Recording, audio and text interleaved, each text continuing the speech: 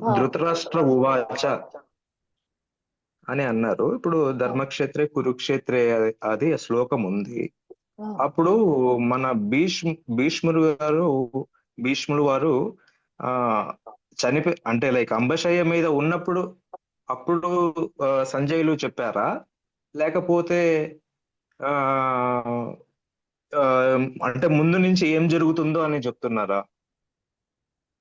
అవును, మీరు మొదటి రోజు విన్నారా? ఆ మొదటి రోజు రెండో విన్నాను రోజు విన్నానండి. ఆయన ధృతరాష్ట్రుడికి యుద్ధ విశేషాలు వినిపించటానికి వ్యాసుడు దివ్య దృష్టి ఇచ్చాడు సంజయుడికి.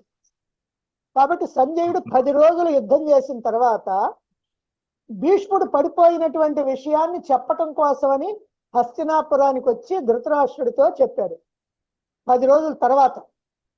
ఆ అప్పుడు భీష్ముడు పడిపోయాడు అనగానే ఎట్లా పడిపోయాడు, ఏం అన్యాయం జరిగింది, ఏం జరిగింది, నా వాళ్ళు పాండవులు ఏం చేశారని ధృతరాష్ట్రుడు అడుగుతాడు.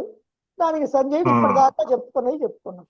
అంటే ఈ 10 రోజులు అన్ని చెప్పేశారు. అన్ని మొత్తం చెబుతాడు, 10 రోజులు జరిగిందంతా చెబుతాడు. ఆ మళ్ళీ 11వ రోజు పొద్దున్నే మళ్ళీ వెళ్తాడు. ఆ మళ్ళీ వెళ్ళి ద్రోణాచార్యుడు సర్వసైన్యాధిపతిగా ఉంటే 5 రోజులు యుద్ధం చేస్తాడు. ఆ ద్రోణాచార్యుడు పోయిన తర్వాత అప్పుడు వచ్చి మళ్ళీ చెబుతాడు. అది సెకండ్ రిపోర్ట్, ఇది ఫస్ట్ రిపోర్ట్. 10 రోజుల తర్వాత ఫస్ట్ రిపోర్ట్, 5 రోజుల తర్వాత సెకండ్ రిపోర్ట్. మళ్ళీ తర్వాత కర్ణుడు పడిపోతాడు 2 రోజులు యుద్ధం చేసి, అప్పుడు వస్తాడు మళ్ళీ, అది థర్డ్ రిపోర్ట్. ఆ సంగతులు చెప్తాడు.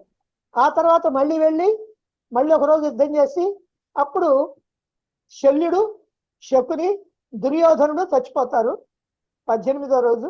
ఆ విషయం చెప్పడానికి వస్తుంది. ఇది ఫోర్త్ రిపోర్ట్. అదే